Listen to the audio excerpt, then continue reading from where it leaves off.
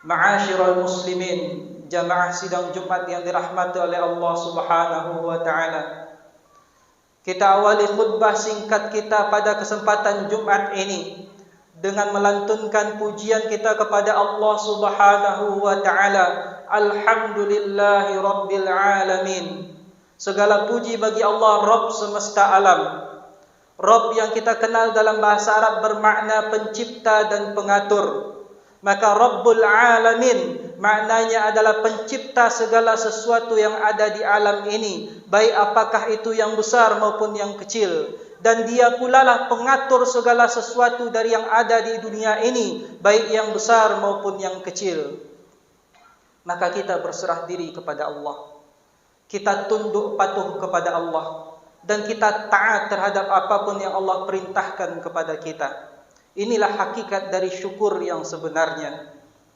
Salawat dan salam kita doakan semoga selalu Allah limpahkan kepada tambatan hati kita, sebaik-baik manusia, bahkan sebaik-baik makhluk yang telah Allah ciptakan, yang walaupun seluruh dunia menghina beliau, tak akan mengurangi kemuliaan beliau sedikit pun. Baginda Nabi Muhammad sallallahu alaihi wasallam, beliau manusia pertama yang diberi nama dengan Muhammad.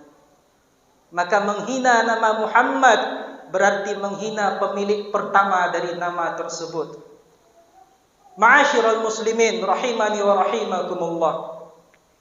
Khutbah singkat kita pada kesempatan siang hari ini kita ambil daripada surat Al-Hajj ayat ke-34, di mana di situ Allah Subhanahu wa taala mengingatkan kepada kita bersama tentang sebuah ibadah agung yang akan segera kita hadapi. A'udzu billahi minasyaitonir rajim. Wa likulli ummatin ja'alna mansakan. Dan untuk setiap umat itu kami jadikan bagi mereka kewajiban berkurban.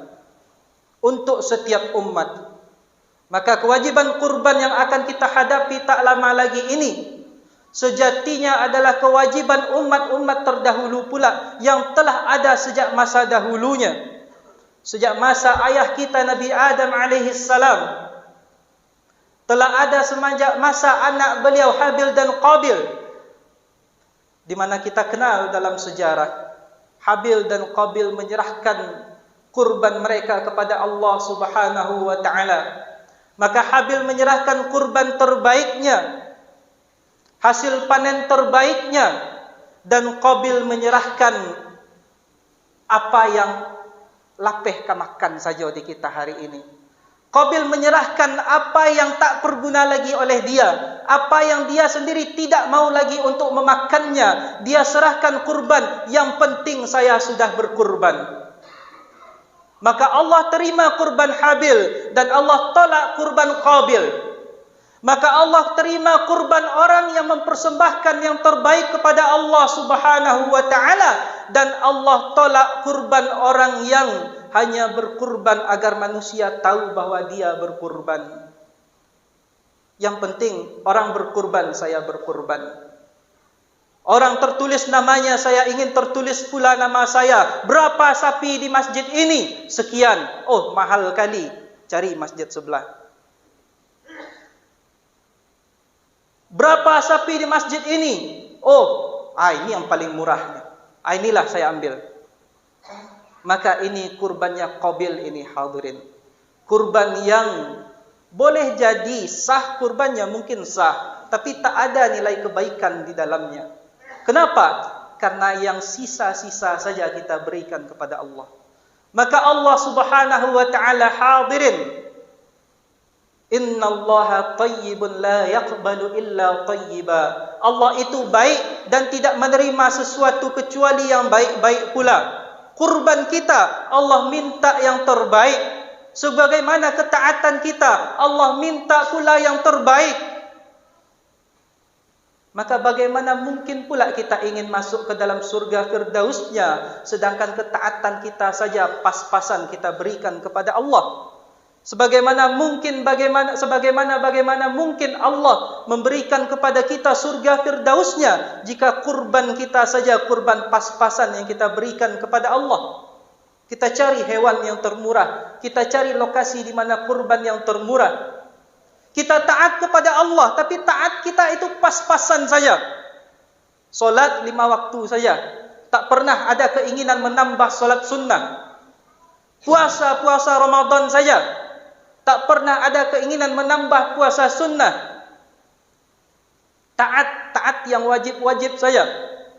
Bahkan sebagian kaum muslimin kala nampak oleh dia seorang muslim yang taat kepada Allah, yang dia berusaha melaksanakan seluruh apa yang Allah perintahkan, malah dia cibir.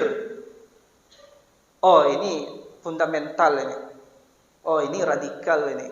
Oh, tak perlulah kita beragama itu fanatik-fanatik kali. Ini ciri-ciri keluarga anak keturunan daripada Qabil, hadirin. Ini yang mungkin secara ideologi adalah anak keturunan dari Qabil yang ketaatannya kepada Allah pas-pasan saja. Sudahlah, beragama ini tak perlu fanatik-fanatik kali.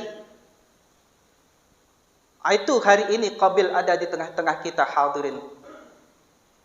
Kemudian terus ibadah kurban itu Allah perintahkan kepada para nabi dan umat setelahnya. Kita kenal ayah kita, ayah para nabi, Nabi Ibrahim alaihissalam. Allah perintahkan untuk mengorbankan anak beliau.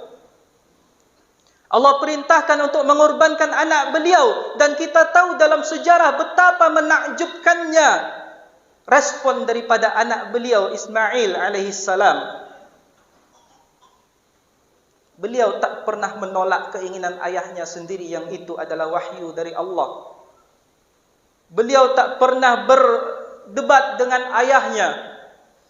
Beliau tak pernah berbantahan dengan ayahnya kala itu adalah perintah dari Allah Subhanahu wa taala. Maka Allah abadikan nama mereka berdua di dalam Al-Quran. Dan terus hadirin, ibadah kurban itu sampai kepada kita pada hari ini. Maka hakikat kurban itu pun sejatinya sampai pula kepada kita. Sifat dari kurban yang akan Allah terima itu pun sampai hari ini kepada kita. Sejak masa Habil dan Qabil dahulunya. Yang bagaimana?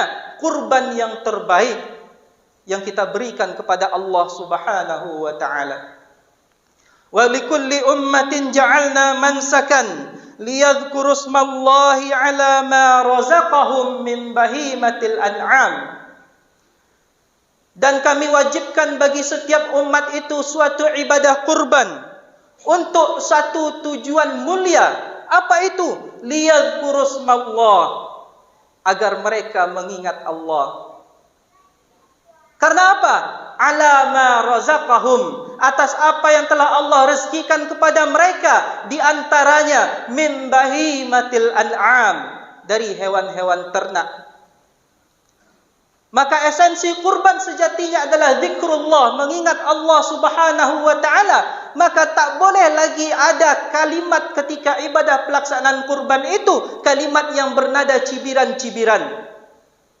Atau kalimat yang jauh daripada zikrullah. Ambo lagi yang pau cek.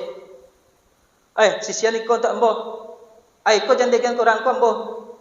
Ini bukan kalimat zikrullah, hadirin. Maka ketika pelaksanaan kurban, perbanyaklah zikir kepada Allah Subhanahu wa ta'ala. Dan zikir terbaik di hari itu adalah apa yang Allah dan Rasulnya ajarkan kepada kita bersama. Apa itu? Perbanyak bertakbir dengan takbir Eid, takbir hari raya. Perbanyak takbir ketika pelaksanaan ibadah kurban. Baik orang yang berkurban, tukang jagal, panitia, tukang ikat, bahkan yang ikut hadir saja, perbanyak zikir ketika itu kepada Allah Subhanahu wa ta'ala. Ingat betapa Allah Subhanahu wa ta'ala maha pemurah kepada kita. Ingat betapa kita setiap hari punya dosa kepada Allah Subhanahu wa ta'ala, tapi nikmat Allah tak pernah berhenti kepada kita. Setiap hari kita bermaksiat kepada Allah. Bahkan betapa banyak dari kita yang ringan lisannya mencemooh Allah dan Rasulnya. Tapi nikmat Allah tetap turun kepada dia. Betapa banyak di antara kita hari ini yang mengaku sebagai Muslim tapi tak mau taat kepada syariat Allah Subhanahu wa taala. Bahkan ada pikiran miring di dalam dirinya bahwa syariat Allah itu tak cocok lagi dengan zaman ini. Tapi nikmat Allah tetap turun kepada dia. Andai kata Allah mau hadirin menghukum kita sebagaimana Allah menghukum umat-umat terdahulu yang karena satu sebab dosa saja Allah musnahkan mereka, maka mungkin tak ada lagi kita hari ini karena sudah berapa banyak dosa kita kepada Allah. Maka ibadah kurban, pada ibadah itu Allah ingin mengingatkan kepada kita bersama bahwa nikmat Allah itu begitu luas kepada kita.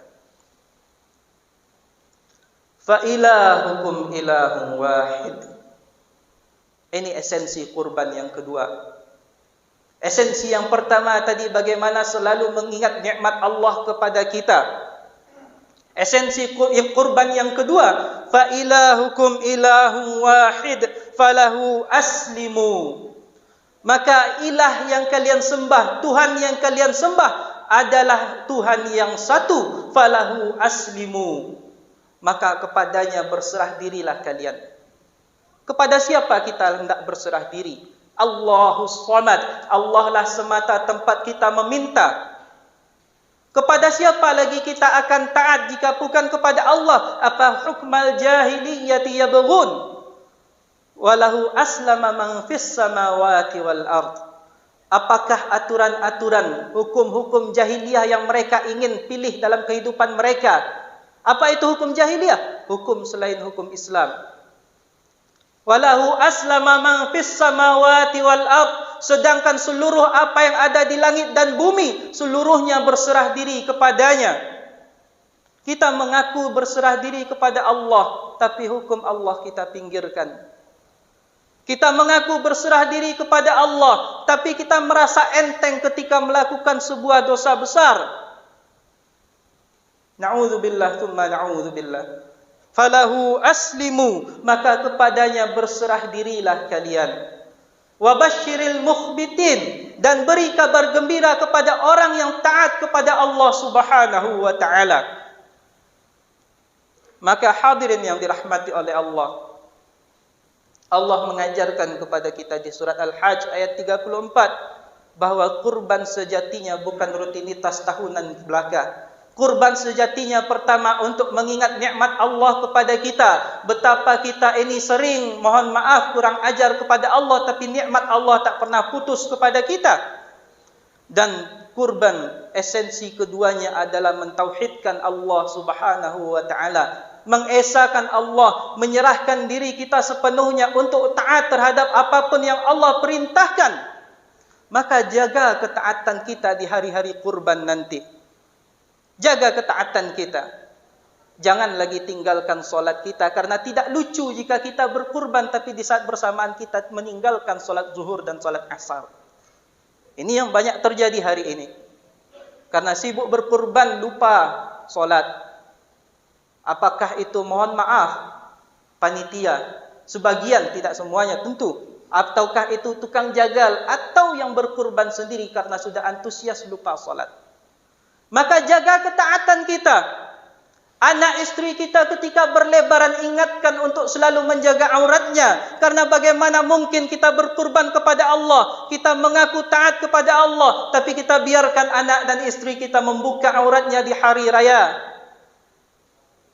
Hadirin yang dirahmati oleh Allah Subhanahu wa taala, kurban mengajarkan kita untuk tunduk patuh sepenuhnya kepada Allah Subhanahu wa taala, dan agar kita selalu bersyukur kepadanya walaupun sering mungkin kita bermaksiat kepada Allah, tapi Allah tak pernah memutuskan nikmatnya kepada kita.